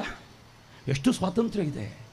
ಈ ಸ್ವಾತಂತ್ರ್ಯವನ್ನು ಪರಿಚಯ ಮಾಡಿಕೊಡ್ರಲ್ಲ, ಬರೋರಿಗೆ ಕೇಳ್ಕೊಳ್ಳಿ, ದಯಮಾಡಿ ಬನ್ನಿ. ಈ ಧರ್ಮ ಮುಕ್ತ ಕಂಠದಿಂದ ಸ್ವಾಗತಿಸುತ್ತೆ, ಹೃದಯವನ್ನು ವೈಶಾಲ್ಯ ಮಾಡಿಕೊಂಡು ಸ್ವಾಗತಿಸುತ್ತೆ, ಬಾಹುಗಳನ್ನು ಅಗಲ ಮಾಡಿಕೊಂಡು ಸ್ವಾಗತಿಸುತ್ತೆ. ಸಂಖ್ಯೆ ವೃದ್ಧಿಸಲಿಕ್ಕೆ ಮಕ್ಕಳೇ ಆಗಬೇಕು ಅಂತಿಲ್ಲ ರೀ, ನಮ್ಮ ಹೃದಯ ಸ್ವಲ್ಪ ವಿಶಾಲ ಆಗಬೇಕಾಗಿದೆ ಅಂತ. ಲವ್ ಜಿಹಾದ್ ಅಂತ ಬಜರಂಗ್ ದಳದವ್ರು ಹೇಳುವಾಗ ಇದೇ ಸರ್ಕಾರಗಳು ಹೇಳ್ತಿದ್ವು ಲವ್ ಜಿಹಾದ್ ಅನ್ನೋದು ಸುಳ್ಳು, ಅದು ಲವ್ ಎಟ್ ಫಸ್ಟ್ ಸೈಟ್. ನಮ್ಮ ಮಕ್ಕಳಿಗೂ ಹೇಳ್ರಲ್ಲ, ಲವ್ ಎಟ್ ಫಸ್ಟ್ ಸೈಟ್ ನಿಮಗೂ ಆಗಲಿ ಕಣ್ರ, ಏನು ಪ್ರಾಬ್ಲಮ್ ಇದೆ ಇದರಲ್ಲಿ? It is not love jihad. Correct, love jihad ಅಲ್ಲ, ನೀವೇ ಹೇಳಿದ್ದು. ಅವ್ರಿಗೆ ಹೇಳಿ, ಸೇವೆ ಮಾಡೋದು ನಿಮ್ಮ ಸಮಾಜ ಮಾತ್ರ ಅಲ್ಲ, ನಮ್ಮ ಸಮಾಜ ಮಾಡುವ ಸೇವೆಯ ಮುಂದೆ ಯಾರಾದರೂ ಸೇವೆ ಮಾಡಲಿಕ್ಕೆ ಮುಂದೆ ಬರ್ತಾರೆ ಏನೋ ಮಿತ್ರರೇ? ನಮ್ಮದು ಸಣ್ಣ ಪುಟ್ಟ ದೇವಸ್ಥಾನಗಳು ಕೋವಿಡ್ ಬಂದ ಕಾಲದಲ್ಲಿ ಎಷ್ಟು ಜನರಿಗೆ ಅನ್ನದಾನ ಮಾಡಿವೆ, ಇವತ್ತಿಗೂ ಎಷ್ಟು ಜನರಿಗೆ ವಿದ್ಯಾದಾನ ಮಾಡ್ತಾ ಇದೆ. ಈ ಸೇವೆಯನ್ನು ಮುಂದಿಟ್ಟು ಸಮಾಜದಲ್ಲಿ ಹೇಳಿ, ಇಂಥ ಸೇವೆ ಮಾಡುವಂಥ ಮತ್ತೊಂದು ಸಮಾಜ ಯಾವುದಿದೆ, ಬಂದು ನಮ್ಮ ಸಮಾಜಕ್ಕೆ ಅಂತ ಪ್ರೀತಿಯಿಂದ ಕರಿಬೇಕು ಅಂತ ನಮ್ಮ ಸಮಾಜವನ್ನು ವಿಸ್ತಾರ ಮಾಡುವ ಕುರಿತು ನಾನು ಒಪ್ಕೊಳ್ತೀನಿ ಅವ್ರ ಮಾತನ್ನು.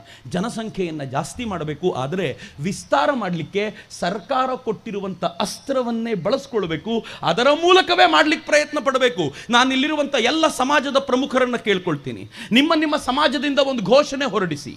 ಯಾರಾದರೂ ನಮಗೆ ಮತಾಂತರವಾಗಬೇಕು ಅಂತ ಬರ್ತೀರಾ ಅಂತಾದರೆ ನಮ್ಮ ಸಮಾಜ ಅವರನ್ನು ಪ್ರೀತಿಯಿಂದ ಸ್ವಾಗತಿಸುತ್ತೆ. ಬನ್ನಿ ಅಂತ ಪ್ರೀತಿಯಿಂದ ಕರೀರಲ್ಲ. ನಿಮ್ಮ ಸಮಾಜದ ಸ್ವಾಮೀಜಿಗಳನ್ನು ಒಲಿಸಿ, ಸ್ವಾಮೀಜಿಗಳು ಘೋಷಣೆ ಕೊಡಲಿ, ಯಾರಾದರೂ ಬರ್ತೀರಾ ಅಂತಾದರೆ ನೀವು ಹಿಂದೆ ಯಾವ ಜಾತಿ ಅಂತ ಕೇಳೋದಿಲ್ಲ, ನಮ್ಮ ಜಾತಿಗೆ ನಿಮ್ಮನ್ನು ಸ್ವೀಕಾರ ಮಾಡ್ತೀವಿ ಬನ್ನಿ ಅಂತ ಕರೀರಲ್ಲ. ನೀವು ಒಂದ್ಸಲ ಮುಕ್ತ ಕಂಠದಿಂದ ಕರೀರಿ. ಎಷ್ಟು ಜನ ಸೈಲೆಂಟಾಗಿ ಬಂದು ಸೇರ್ಕೊಳ್ತಾರೆ ನೋಡಿ, ಕಾಯ್ತಾ ಇದ್ದಾರೆ ಎಲ್ಲರೂ.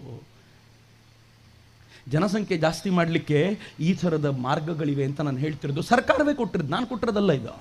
ನಾನು ವಿರೋಧವೂ ಇಲ್ಲ, ನಾನು ಸರ್ಕಾರದ ಪರವಾಗಿ ನಿಂತುಕೊಂಡು ಈ ಮಾತನ್ನು ಹೇಳ್ತಿದ್ದೀನಿ.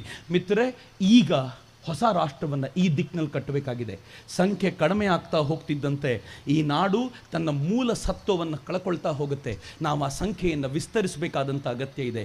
ನೀವು ನನ್ನನ್ನು ಕೇಳೋದಾದರೆ, ಮುಂದಿನ ಪೀಳಿಗೆಗೆ ಭಾರತವನ್ನು ಬಿಟ್ಟುಕೊಟ್ಟು ಹೋಗುವಾಗ ಈಗಿನ ಭಾರತ ಏನಿದೆ ಅದಕ್ಕೆ ಸ್ವಲ್ಪ ಪಾಕಿಸ್ತಾನವನ್ನು ಸೇರಿಸೋಣ, ಸ್ವಲ್ಪ ಬಾಂಗ್ಲಾದೇಶವನ್ನು ಸೇರಿಸೋಣ, ಅಗತ್ಯ ಬಿದ್ದರೆ ನೇಪಾಳವನ್ನು ಭಾರತದೊಂದಿಗೆ ಸೆಳೆಕೊಂಡು, ಮಯನ್ಮಾರ್ ನಮ್ಮ ಜೊತೆ ಸೇರಿಕೊಂಡು, ಶ್ರೀಲಂಕಾ ಪರಿಪೂರ್ಣ ಭಾರತಕ್ಕೆ ಸೇವೆ ಮಾಡುವ ರೀತಿಯಲ್ಲಿ ಇಟ್ಕೊಂಡು ಇನ್ನೊಂದು ಸ್ವಲ್ಪ ವಿಸ್ತಾರವಾಗಿ ಆಗಿರುವಂಥ ಭಾರತವನ್ನು ನಾವು ದೇಹತ್ಯಾಗ ಮಾಡೋಕ್ಕಿಂತ ಮುಂಚೆ ಮುಂದಿನ ಪೀಳಿಗೆ ಕೊಟ್ಟು ನಾವಿಷ್ಟು ಕೆಲಸ ಮಾಡಿದ್ದೀವಿ, ನಿಮ್ಮ ತಾಕತ್ ನೀವು ತೋರಿಸಿ ಅಂತ ಹೇಳಬೇಕಾಗಿರುವಂಥ ಪೀಳಿಗೆ ಬೇಕಾಗಿದೆ. ನನಗಿಲ್ಲಿರುವಂಥ ತರುಣರನ್ನು ನೋಡಿದಾಗ ಆ ವಿಚಾರಕ್ಕೆ ಬಹಳ ಹೆಮ್ಮೆ ಇದೆ. ಮಿತ್ರರೇ, ಮುಂದಕ್ಕೆ ಬನ್ನಿ, ನಾವೆಲ್ಲರೂ ಸೇರಿ ಭವ್ಯವಾಗಿರುವಂಥ ಈ ಭಾರತವನ್ನು ಕಟ್ಟೋಣ. ಈ ಭಾರತ ಹೇಗಿರಬೇಕು ಅಂತಂದರೆ ಇಡೀ ಜಗತ್ತಿನ ಕಣ್ಣು ಕುಕ್ಕುವಂತಿರಬೇಕು. ಈಗಲೇ ಹಂಗಿದೆ, ಜಗತ್ತಿನ 5ನೇ ಶ್ರೀಮಂತ ರಾಷ್ಟ್ರ ನಾವಿವತ್ತು. 3 ಟ್ರಿಲಿಯನ್ ಎಕಾನಮಿ, ಇನ್ನೊಂದು ವರ್ಷ ಕಳೆದ್ರೆ 5 ಟ್ರಿಲಿಯನ್ ಎಕಾನಮಿ ಆಗುವತ್ತ ಭಾರತ ಧಾವಿಸ್ತಾ ಇದೆ. ಚೀನಾ ಆಗಲೇ ಒದ್ದಾಡ್ತಾ ಇದೆ ಅಮೆರಿಕಾದ ಟ್ಯಾರಿಫ್ ವಾರ್ನಲ್ಲಿ, ಆದರೆ ಭಾರತ ನಗನಗ್ತಾ ಇದೆ. ಯಾಕೆಂದ್ರೆ ಭಾರತಕ್ಕೆ ಗೊತ್ತಿದೆ ಟ್ಯಾರಿಫ್ ವಾರ್ನಲ್ಲಿ ಲಾಭ ಆಗೋದು ನಮಗೆ ಅಂತ. ಭಾರತ ಚೆನ್ನಾಗಿ ಅರ್ಥ ಮಾಡ್ಕೊಂಡಿದೆ. AI ನಲ್ಲಿ ಎಲ್ಲರೂ ಮುಂದಿದ್ದಾರೆ ಅಂತಂದ್ರೆ ಜಗತ್ತಿನ ವಿಜ್ಞಾನಿಗಳು ಹೇಳ್ತಾರೆ, ಇನ್ನೂ ಯಾರೂ ಗಮನಿಸದೇ ಇರುವಂತ ರಾಷ್ಟ್ರ ಭಾರತ. ನೋಡ್ತಾ ಇರಿ, ಕೆಲವೇ ವರ್ಷಗಳಲ್ಲಿ ಭಾರತ ಜಗತ್ತನ್ನು ಹೇಗೆ ರೂಲ್ ಮಾಡುತ್ತೆ ಅಂತ. 5G ಟೆಕ್ನಾಲಜಿಯಲ್ಲಿ ಜಗತ್ತಿನಲ್ಲಿ ಯಾರು ಮುಂದಿರ್ತಾರೆ ಅಂತಂದ್ರೆ ಭಾರತ ಮುಂದಿತ್ತು. 6G ಟೆಕ್ನಾಲಜಿಯಲ್ಲಿ ಜಗತ್ತಿನ 4-5 ರಾಷ್ಟ್ರಗಳಲ್ಲಿ ಒಂದು ರಾಷ್ಟ್ರ ಭಾರತವಾಗಿರುತ್ತೆ. ಇವತ್ತು ಭಾರತ ಎಷ್ಟು ವೇಗವಾಗಿ ಬೆಳೀತಾ ಇದೆ ಅಂತಂದ್ರೆ ಎಲ್ಲ ದಿಕ್ಕಿನಲ್ಲೂ ವೇಗವಾಗಿ ಹೋಗ್ತಿರುವಾಗ ನನಗೆ ಮತ್ತು ನಿಮಗೊಂದು ಜವಾಬ್ದಾರಿ ಇದೆ ಮಿತ್ರರೇ. ಜಾತಿ ಹೆಸರಲ್ಲಿ ಏನು ಒಡ್ಕೊಳ್ತಾ ಇದ್ದೀವೋ, ಏನು ಹೊಡೆದಾಡ್ಕೊಳ್ತಾ ಇದ್ದೀವೋ ಕಿತ್ತು ಬಿಸಿಡಿ. ನಮ್ಮ ಮತ್ತು ನಿಮ್ಮ ನಡುವೆ ಮತ್ತೊಬ್ಬರು ಬಂದು ಎಂಟ್ರಿ ತಗೊಂಡು ಒಡಿಲಿಕ್ಕೆ ಪ್ರಯತ್ನ ಪಡಬೇಡಿ. ಯಾರ್ಯಾರು ನಾವೇ ಕಿತ್ತಾಡ್ತಾ ಇದ್ದೀವೋ ನಾವು ಒಂದಾಗಲಿಕ್ಕೆ ಇದು ಸಕಾಲ. ಏಕ್ ಹೇ ತೋ ಸೇಫ್ ಹೇ, ಬಟೇಂಗೆ ತೋ ಕಟ್ ಜಾಯೆಂಗೆ ಎನ್ನುವಂಥ ಈ ಮಾತನ್ನು ನಾವು ಹೃದಯದಲ್ಲಿ ಚೆನ್ನಾಗಿಟ್ಕೊಂಡು ಈ ನಾಡನ್ನು ರಕ್ಷಿಸಬೇಕಾಗಿರುವಂಥ ಸಂದರ್ಭ ಇವತ್ತು. ಧರ್ಮಸ್ಥಳದ ಮಂಜುನಾಥ ನಿಮ್ಗೆಲ್ರಿಗೂ ಆಶೀರ್ವಾದ, ನಮಗೆಲ್ರಿಗೂ ಆಶೀರ್ವಾದ ಮಾಡಿದ್ದಾನೆ. ಈ ನಾಡಿನ ಶಕ್ತಿಯಾಗಿ ನಿಂತಿದ್ದಾನೆ. ಇಡೀ ದೇಶಕ್ಕೆ ಬೇಕಾಗಿರುವಂಥ ಶಕ್ತಿಯನ್ನು ಧರ್ಮಸ್ಥಳದ ಮಂಜುನಾಥ ಕೊಡ್ತಾನೆ. ಯಾಕೆ ಮಂಜುನಾಥನ ಬಗ್ಗೆ ಮಾತಾಡ್ತಿದ್ದೀನಿ ಅಂದರೆ, ಒಂದು ಮಾತನ್ನು ನಮ್ಮ ಶಾಸ್ತ್ರಗಳು ಹೇಳ್ತವೆ, ಶಿವನ ಹೃದಯ ವಿಷ್ಣು ರಾಮ, ರಾಮನ ಹೃದಯ ಶಿವ ಅಂತ. ಇವರಿಬ್ಬರು ಒಬ್ಬರಿಗೊಬ್ಬರು ಪೂರಕವಾದವರು. ಇಲ್ಲಿ ನೀವು ರಾಮನ ಕೆಲಸ ಮಾಡ್ತಿದ್ದೀರಾ ಅಂತಂದರೆ ಇದು ಶಿವನ ಕೆಲಸ ಮಾಡದಂತೆ, ಶಿವನ ಕೆಲಸ ಮಾಡಿದರೆ ರಾಮನ ಕೆಲಸ ಮಾಡದಂತೆ. ಇಬ್ಬರಿಗೂ ಆನಂದವಾಗುವಂಥ ಕಾರ್ಯ. ಈ ಆನಂದವಾಗುವಂಥ ಕಾರ್ಯದಲ್ಲಿ ಬೆಳ್ತಂಗಡಿಯ ಪ್ರಖಂಡ ಏನು ಕೆಲಸ ಮಾಡಿದೆಯೋ ನಾನು ಅಭಿನಂದನೆ ಸಲ್ಲಿಸ್ತೀನಿ. ಇನ್ನೂ ಖುಷಿಯಾಗಿರೋ ಒಂದು ಮಾತು ಹೇಳಬೇಕು ಅಂದರೆ, ತುಂಬ ರಾಮೋತ್ಸವಕ್ಕೆ ಹೋಗಿ ಬಂದೆ, ಆದರೆ ಅದ್ಧೂರಿಯಾಗಿರುವ ಭವ್ಯವಾಗಿರುವ ರಾಮೋತ್ಸವವನ್ನು ಬೆಳ್ತಂಗಡಿಯಲ್ಲೇ ನೋಡಿದ್ದು ಅಂತ ನಾನು ಅತ್ಯಂತ ಪ್ರೀತಿಯಿಂದ ನಿಮ್ಗೆಲ್ಲರಿಗೂ ಹೇಳ್ತಾ, ಇಂಥ ಅದ್ಧೂರಿಯಾಗಿರುವ ಕಾರ್ಯಕ್ರಮಕ್ಕೆ ಕಾರಣರಾದ ಎಲ್ಲರಿಗೂ ನಾನು ಹೃತ್ಪೂರ್ವಕವಾದ ವಂದನೆಗಳನ್ನು ಸಲ್ಲಿಸೋಕ್ಕಿಂತ ಮುಂಚೆ ಒಮ್ಮೆ ಭಾರತ್ ಮಾತೆಗೆ ಜೈಕಾರ ಹಾಕೋಣ. ಉಚ್ಚ ಕಂಠದಲ್ಲಿ ನನ್ನ ಜೊತೆ ಜೋರಾಗಿ ಭಾರತ್ ಮಾತಾ ಕೀ, ಭಾರತ್ ಮಾತಾ ಕೀ, ವಂದೇ ವಂದೇ, ಜೈ ಶ್ರೀರಾಮ್, ಜೈ ಶ್ರೀರಾಮ್, ಜೈ ಶ್ರೀರಾಮ್. बोला बजरंग बली की, बोला बजरंग